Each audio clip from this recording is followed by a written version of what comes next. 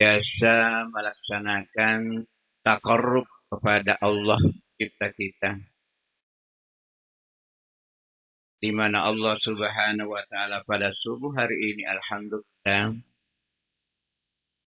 kita masih diposisikan selaku hambanya, hamba yang taat, hamba yang patuh atas perintahnya, di mana pada subuh hari ini kita hadir bersama-sama dengan niat yang sama, tiada lain hanya semata-mata untuk menghambakan diri kita kepada Allah Subhanahu wa taala melalui salat subuh secara berjamaah tadi. Mudah-mudahan seluruh ibadah dan amalia kita selama ini Allah Maha melihat lagi Maha mengetahui, berkenan mengabulkannya dan memberikan pahala di sisinya insyaallah. Amin amin ya rabbal alamin. Bapak-bapak jamaah yang dirahmati oleh Allah Subhanahu wa taala, marilah kita bersama-sama kembali menengok sejenak ajaran kita agar kita tambah yakin apa yang kita laksanakan atau ada yang belum dianggap sempurna kita sempurnakan, dan kita berdoa mudah-mudahan bila mana kita sudah berada dalam posisi hidayah Allah, kita memohon agar kita diistiqamahkan oleh Allah Subhanahu wa taala. Subuh kali ini mari kita membahas ajaran kita berkaitan dengan namanya ukhuwah, persaudaraan. Tak kala Rasulullah Sallallahu Alaihi Wasallam masih tinggal di Mekah, urusan beliau hanya semata-mata bagaimana agar umatnya bertambah lagi bertambah, tapi dilaksanakan secara sembunyi-sembunyi, dilaksanakan secara berhadapan, dilaksanakan sederhana sekali. Karena di sana hanya menghindari daripada penghalang-penghalang ajaran yang dibawa Rasulullah Sallallahu Alaihi Wasallam. Sehingga Rasulullah terganggu berkali-kali dia melaksanakan satu strategi dengan istilah hijrah. Hijrah ke Taif, hijrah ke Syam, agar dia bisa bagaimana untuk mempersatukan saudara-saudaranya yang sudah seakid. Alhamdulillah, terakhir diperintahkan oleh Allah untuk berhijrah ke Madinah. Kalau sebelum-sebelumnya daerah yang dikunjungi minta perlindungan, justru datang musuh di sana. Tapi alhamdulillah setelah dia hijrah ke Madinah, waktu itu namanya masih Yasrib, malah justru di sana alhamdulillah dijemput oleh penduduk Madinah dengan lantunan-lantunan syair atas kegembiraannya, di mana diri Rasulullah dia datang ke Madinah untuk bersama-sama penduduk Madinah mengembangkan ajaran dan akidah yang diperintahkan oleh Allah Subhanahu wa taala kepadanya. Bapak-bapak, saudara-saudara jamaah yang kami hormati,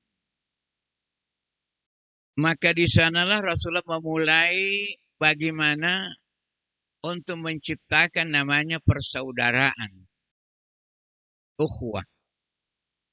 Jadi latar belakang muncul namanya ajaran memperjuangkan dan mempertahankan namanya upah di Madinah, Pak. Bagaimana cara Rasulullah Shallallahu Alaihi Wasallam membentuk satu sistem sehingga umatnya bersatu padu, sehingga umatnya sangat-sangat akrab antara satu dengan yang lain. Maka Rasulullah pertama-tama membangun bangunan namanya masjid. Jadi Rasul bukan membangun rumah tinggal, beda kalau kita.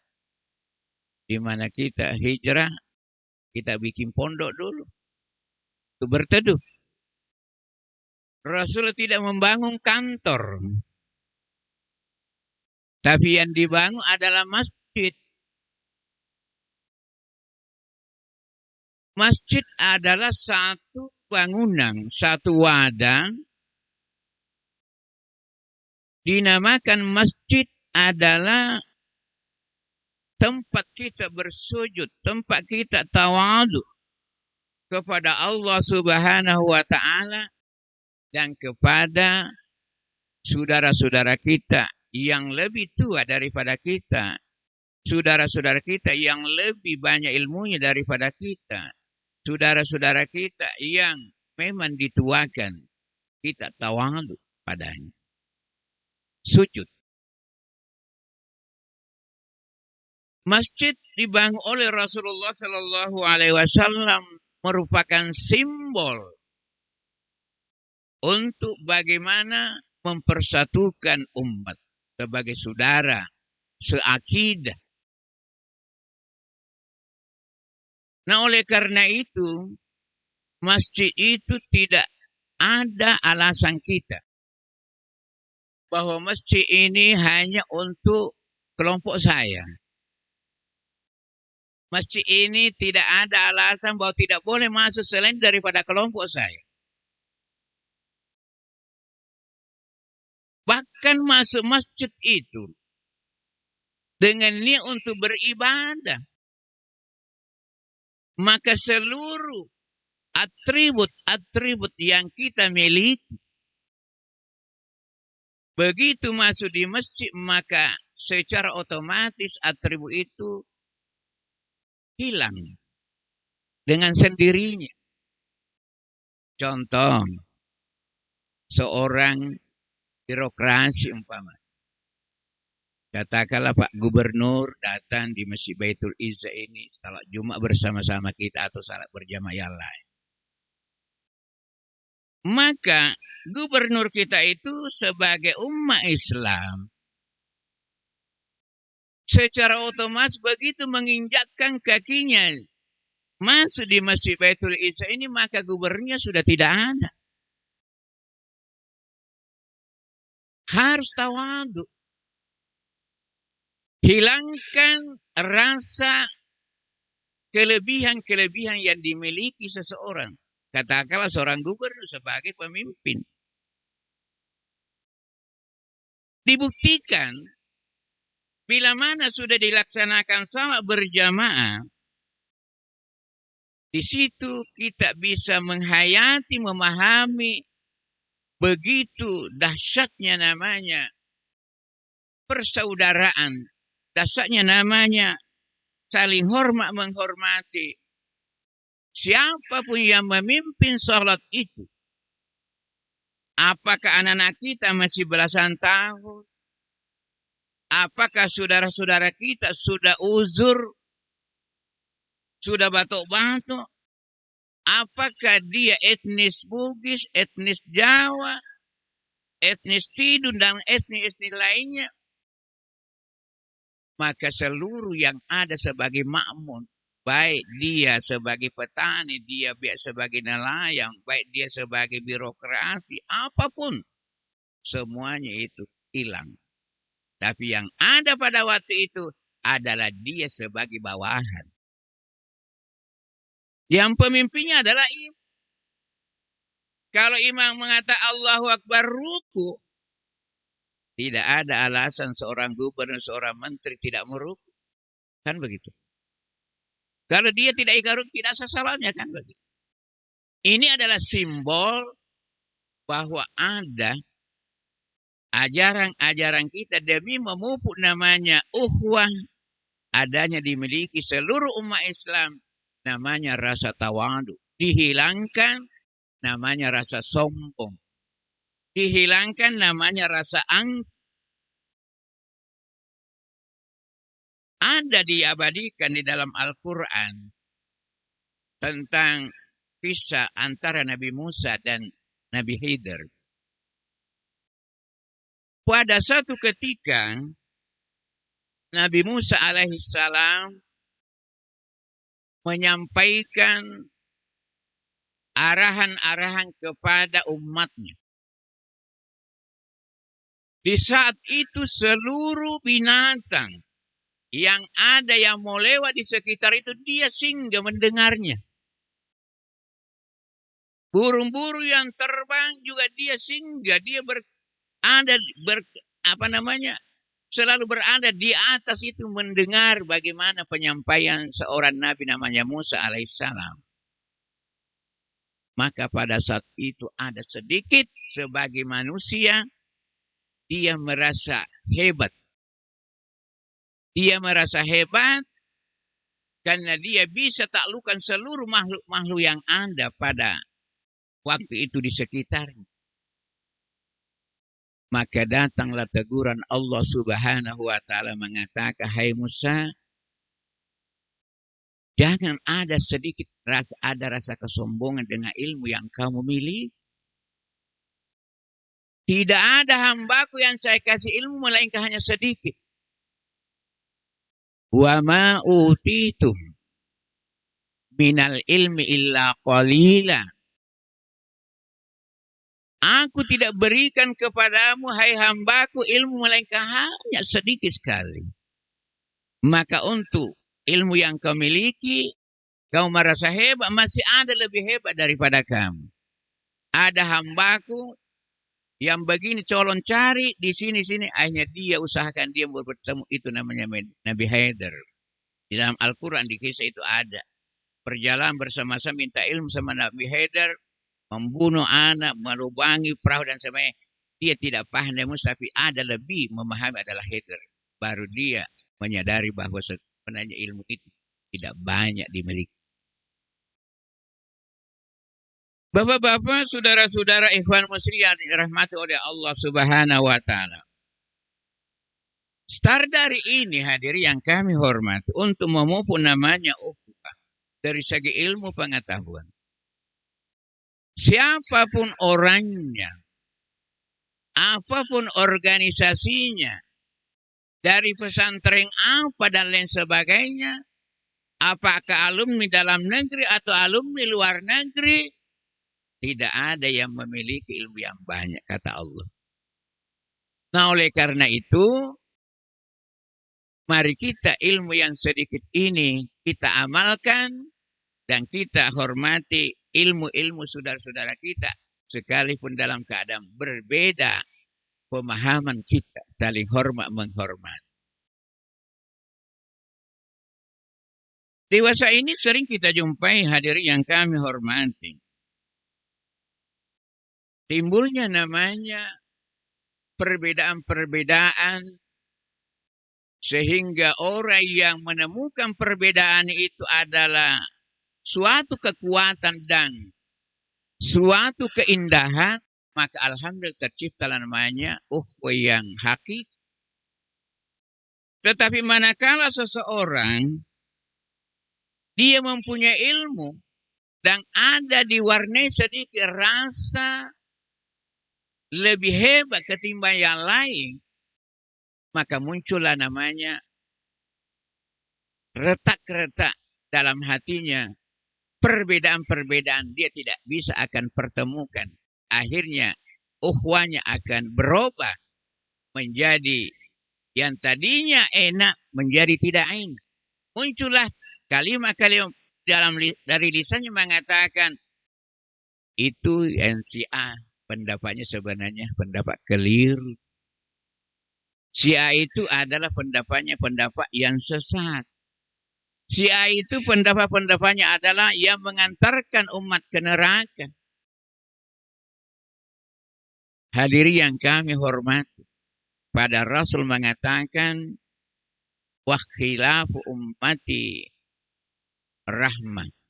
Usahakan hai umatku, perbedaan-perbedaan pendapatmu, perbedaan-perbedaan pemahamanmu, usahakan jadikan menjadi rahmah kasih sayang di antara kamu.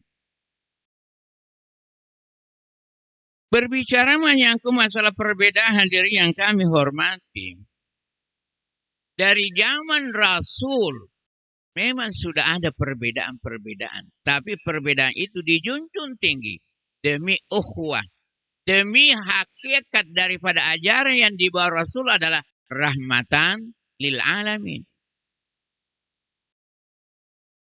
Jadi di zaman Rasul sudah ada perbedaan-perbedaan pendapat.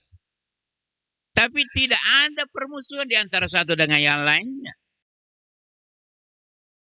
Seperti Rasulullah mengutus sahabatnya namanya Mu'az bin Jabal ke Yaman sebagai pemimpin umat di Yaman pada waktu itu. Rasul mengatakan, hai Mu'az, saya akan utus kamu ke Yaman untuk memimpin umat. Karena umat di sana sangat memerlukan pemimpin untuk mengenal ajaran-ajaran yang diperintahkan Allah Subhanahu wa taala kepada kita. Maka Mu'az sami'na wa ata'na. Sebelum berangkat Mu'az ke Yaman, Rasul memanggil Mu'az, ya Mu'az, bima tahkum. Kira-kira kamu kalau nanti di Yaman, bagaimana dasar hukum yang kamu pegang untuk memberikan penjelasan-penjelasan kepada umat? Kata Mu'az, dari Al-Quran ya Rasul. Sadaq. Tetapi Al-Quran sekarang belum turun semua. Nah kita ini berjauhan. Kalau begitu ya Rasul, saya melihat dari sunnahmu ya Rasul. Juga demikian kita ini jauh. Masih banyak nanti sabda-sabda saya, kamu belum terima, sudah diterima oleh penduduk Madinah di sini. Kata Mu'az, kalau begitu ya Rasul, saya akan berijtihad, tapi berdasarkan ayat-ayat Al-Quran dan sunnah Rasul. Maka Rasul mengatakan, Alhamdulillah. Dia merasa bersyukur. Allah, Rasul mengatakan, Alhamdulillah. Berarti saya tidak salah mengutus untuk pemimpin dia. Maka perjalanan kepemimpinan Mu'az di Yaman sangat-sangat jauh berbeda hukum yang ada di Madinah. Kenapa? Karena kalau di Madinah ada masalah-masalah keumatan yang ditemukan umat, maka dia cepat-cepat lari kepada Rasulullah menanyakan tentang hal itu. Tetapi yang saudara-saudara kita yang ada di Yaman yang dipimpin oleh Mu'az, yang tentunya tidak bisa. Yaman dengan Madinah bukan tempat yang dekat. Hadirin yang kami hormati. Jadi ada perbedaan mulai dari zaman Rasul. Jadi ijtihad di Rasulullah Shallallahu Alaihi Wasallam.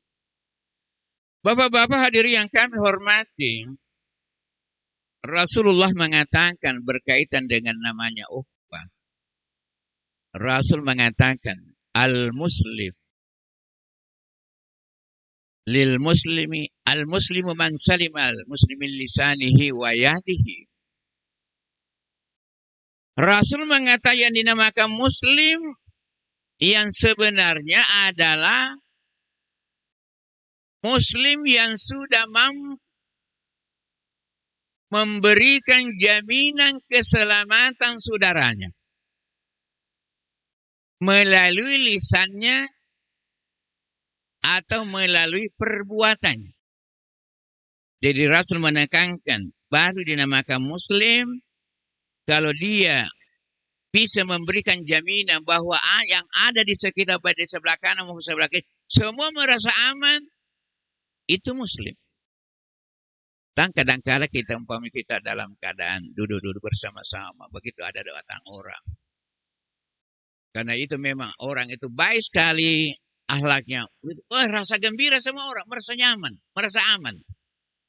Tapi ada juga orang, kita sementara bincang-bincang, begitu muncul satu orang datang untuk bergabung sama kita, langsung ada yang bisa, hati-hati, jangan bahaya. Ada begitu kan begitu. Ya, ini berarti dia menyalahi daripada hadis tadi itu tidak memberikan jaminan keselamatan. Alhamdulillah, sebagai praktek yang sudah dicontohkan ulama-ulama kita terdahulu, dia menerjemahkan dan mensyarahkan hadis ini secara fi'liyah, maka ini menjadi budaya kita di Indonesia. Kalau kita berada dalam satu majelis, kita mau berdiri, jangan mau ke umpamanya buang air kecil, ya kita itu bukan badan. Dengan membuka badan lewat di sela-sela saudara-saudara kita, tentunya orang merasa aman kan. Bahkan dirangkaikan dengan kalimat-kalimat ya permisi atau tambe dan sebagainya. Ya itu kan menjadi budaya kita, alhamdulillah. Kalau di negara lain belum ada itu. Jadi kita Islam ini luar biasa sebenarnya. Coba Bapak waktu naik haji. Kalau orang dari jamaah dari Afghanistan, ya, atau dari Afrika, kita sementara kita mengaji, latan dari belakang, kakinya kena kopiah kita, terlempar kopiah kita. Tak menengok, tak maaf. Iya kan begitu. Itu. Tapi syukur kita orang Indonesia ini memupuk namanya ukhuwah luar biasa.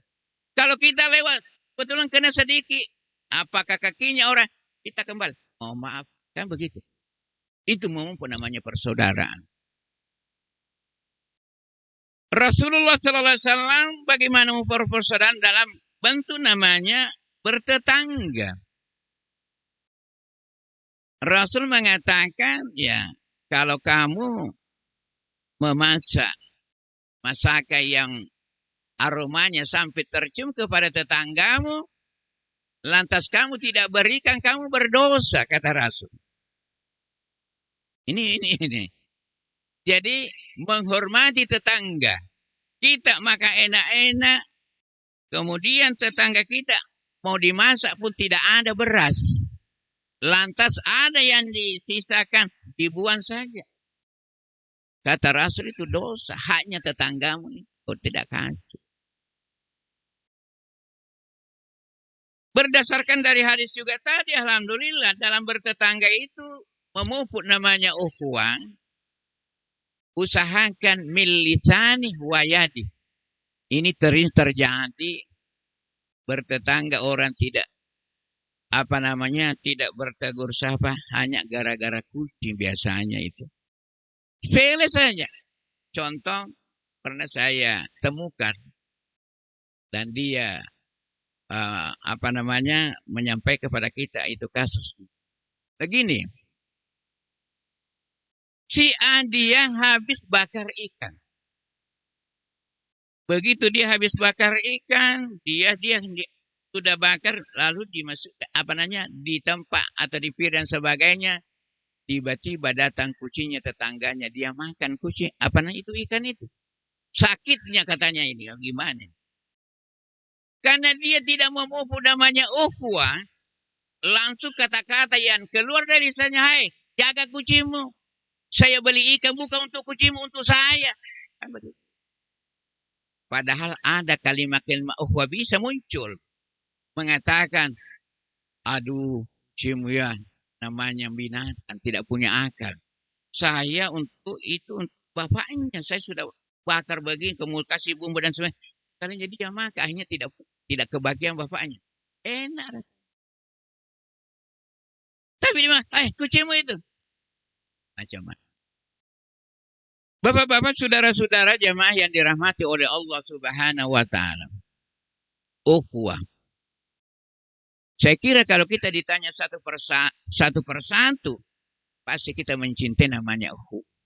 Tapi prakteknya kadang-kala kita tidak mampu.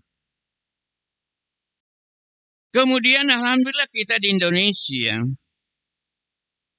dengan untuk menciptakan ukhuwah yang sangat-sangat kuat di Indonesia, kita bersyukur kepada ulama terdahulu almarhum Buya Hamka. Buya Hamka dengan langkah-langkah bagaimana mau persatuan dan kesatuan ukhuwah Islamiyah di Indonesia, karena pada itu dari golongan ini dan golongan ini saling bermusuhan pada waktu itu. Saling menyalahkan, saling membida-bidakan, bahkan ada yang bertimpas karena berbeda, yang kunut dan tidak kunut dan sebagainya pada waktu itu. Buya Hamka langkah pertama, dia waktu diundang oleh Perdana Menteri Malaysia berkunjung pada tahun, kalau tidak salah, pada tahun 64, kalau tidak salah. Di sana, ya, sebagai umat Islam di Malaysia memupuk persatuan dan kesatuan, dia pakai nama akrimid daif, menghormati tamu. Imam besarnya di situ di Kuala Lumpur mempersilakan Buya Hamka untuk memimpin iman salat subuh pada waktu itu. Buya Hamka biasanya di Indonesia tidak kunut. Lalu Buya mengatakan dia kepada jamaah, biasanya di sini apakah kunut atau tidak? Katanya di sini kunut. Buya Hamka kunut pada waktu. Begitu selesai salat subuh kembali ke hotel, saya baca waktu itu di majalah Kiblat. Langsung anaknya memprotes kepada bapaknya, ya Buya, biasanya bapak melarang kita, kenapa di situ yang ku? Kata Buya Hamka pada waktu komentar dalam majalah Kiblat pada waktu mengatakan, kau harus tahu, dulu saya mengungkap kalimat itu baru 4 buku fikih saya baca. Baru 4. Sekarang saya yang mengarang buku fikih. Sudah ratusan buku fikih saya, bahkan lebih dari itu. Maka kita perluas wawasan dan meningkatkan ukhuwah kita. Tidak ada pendapat-pendapat orang yang langsung kita salahkan, tapi pendapat-pendapat orang kita hormati, lalu kita kaji bersama, sehingga alhamdulillah itu dari kelompok rombongan Buya Hamka menyadari, termasuk adanya pada waktu itu. Langkah kedua Buya Hamka pulang dari Malaysia. Bagaimana untuk mempersatukan, memupuk persatuan ukhuwah Islamiyah yang ada di Indonesia? Maka Buya Hamka mengundang ulama-ulama, membentuk namanya Wadah Majelis Ulama Indonesia.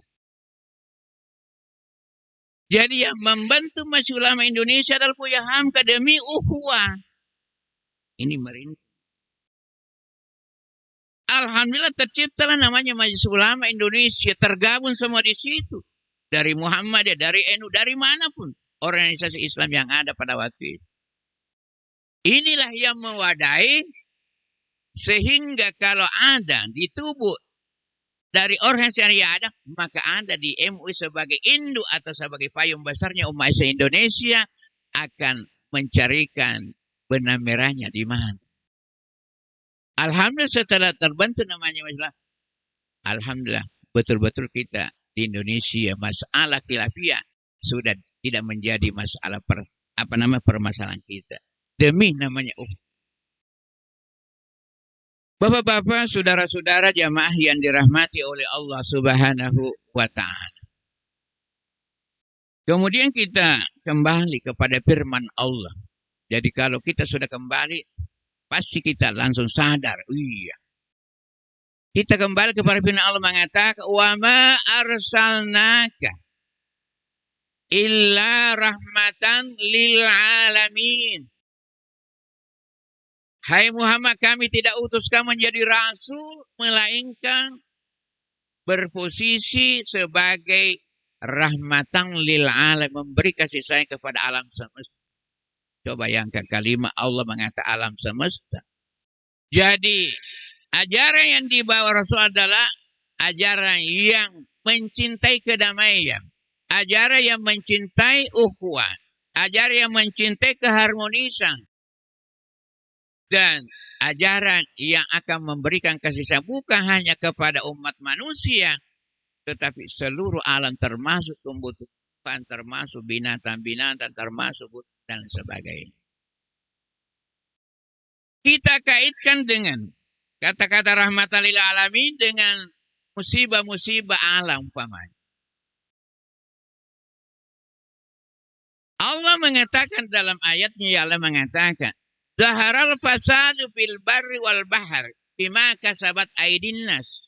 Terjadinya banjir, terjadinya kebakaran, terjadinya macam-macam. Kata Allah itu sebenarnya dari perbuatan manusia itu sendiri. Mari kita analisa, betulkah ini? Pasti betul, kan ini firman Allah.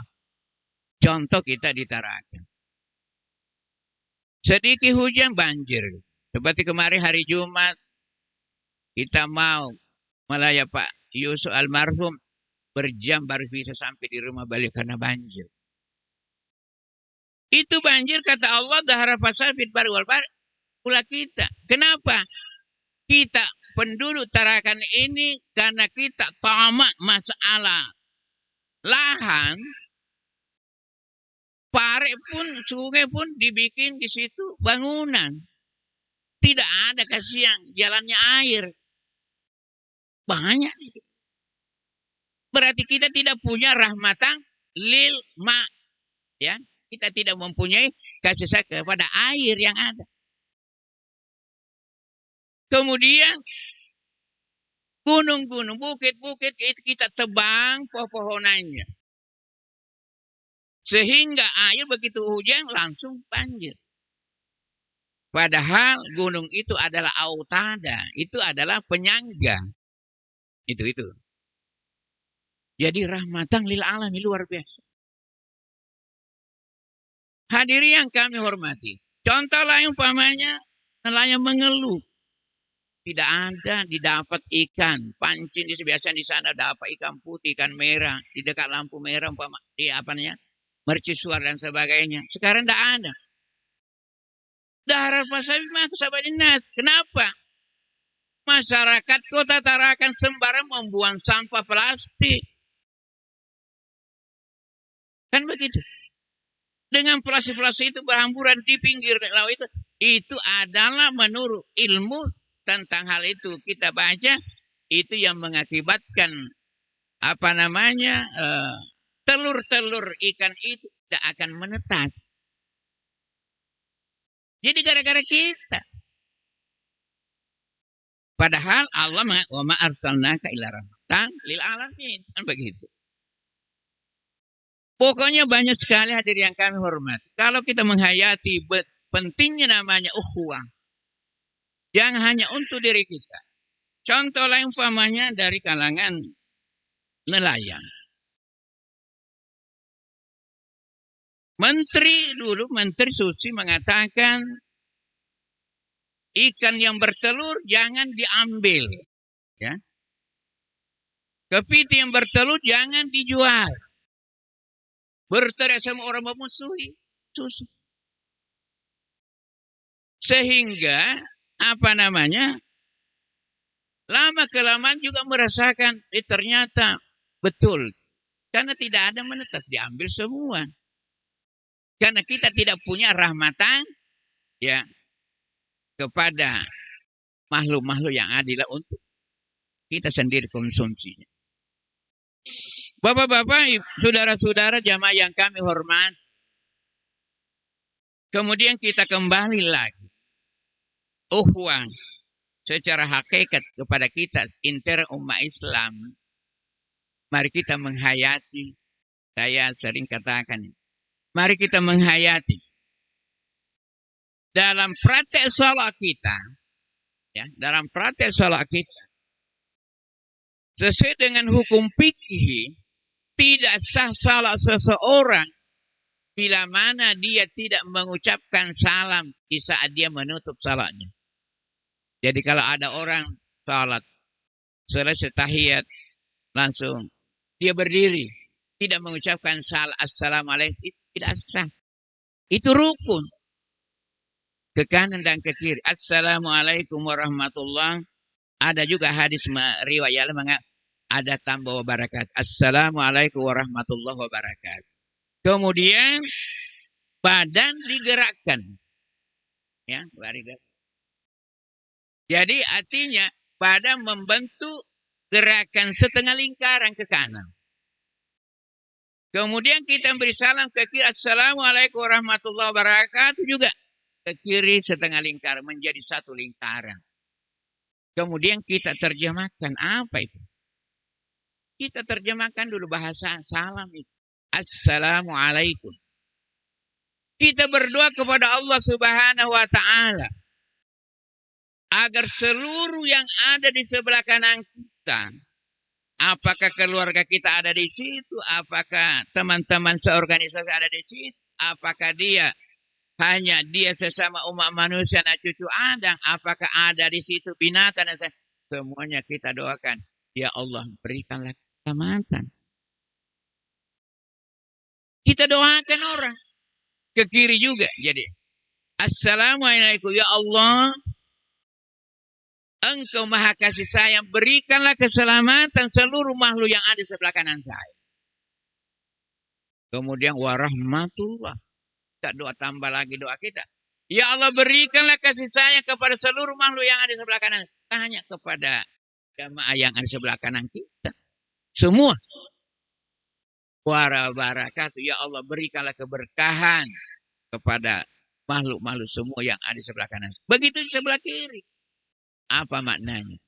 Adalah mempertahankan persaudaraan, mempertahankan persatuan, mempertahankan keharmonisan, mempertahankan kedamaian. Tidak ada permusuhan.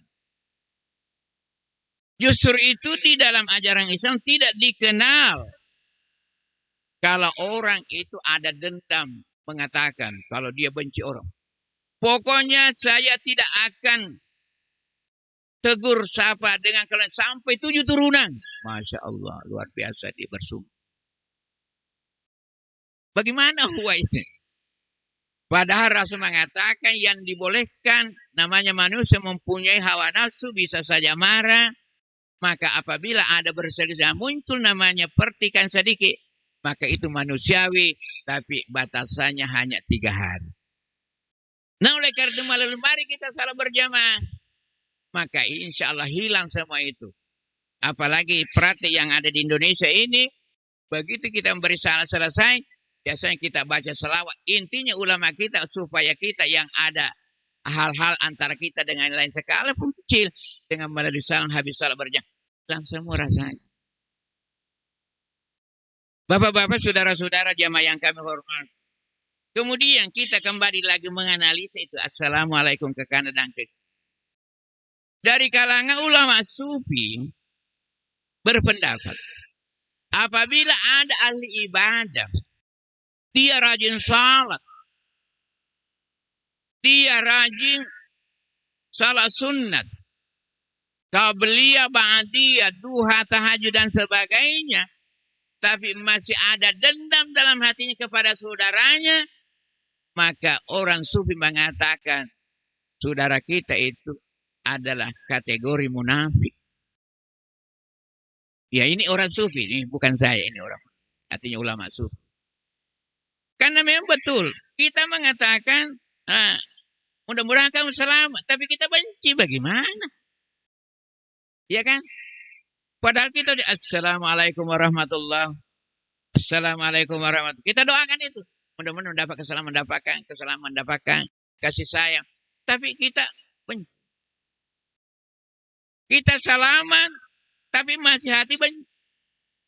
Sebenarnya saya katakan saya maafkan kamu dalam hati. Saya maafkan. Tapi kalau ingat perbuatanmu ini, saya tidak akan memaafkan. Masih ada. Jadi oleh karena itu ulama mengatakan Orang yang ahli ibadat tapi masih dendam-dendam kepada saudara-saudaranya, maka itu masih kategori munafik. Tapi pendapat ulama sufi tidak tahu munafiknya kayak apa. Ya kita tidak tahu. Ya ulama sufi berpendapat. Karena ulama sufi kan itu bersih betul. Ya. Tapi ini kadang-kadang kita ya tidak begitu. Masih ada rasa sakit hati kepada saudara-saudara kita. Ikhwan muslimin yang kami hormat. Maka untuk mempertahankan namanya ukhuwah, kita dianjurkan membuka Al-Quran, maka silakan membaca surah Al-Hujarat. Di sana ada di situ. Kita dilarang sombong, kita dilarang benci, kita dilarang iri hati dan sebagainya. Tapi kita disuruh untuk bersatu padu mempertahankan. Silakan dibaca. Hadirin yang kami hormati, kesimpulan kita pada subuh hari ini. Yang pertama, mari kita senantiasa mengkaji ajaran kita. Kalau dalam perjalanan hidup kita, ada pendapat kita yang tadinya begini-begini, mudah-mudahan melalui cara subuh kita ini, bisa kita mengambil perbandingan demi untuk pertahankan ajaran kita adalah ajaran yang cinta damai, ajaran cinta persatuan dan seterusnya. Yang kedua, mari kita senantiasa menghormati pendapat orang sekalipun berbeda apa yang sering kita lakukan dalam praktek amali. Yang ketiga, mari kita saling mendoakan agar apa yang kita kerjakan semuanya berada dalam posisi hidayah dan ridha Allah Subhanahu wa taala. Inilah sekedar tausiah subuh kita pada subuh hari ini, mudah-mudahan bermanfaat untuk sekalian, lebih-lebih pada diri sendiri. Dan mari kita tutup acara ini dengan ucapan hadanallahu wa iyyakum ajma'in. Assalamualaikum warahmatullahi wabarakatuh.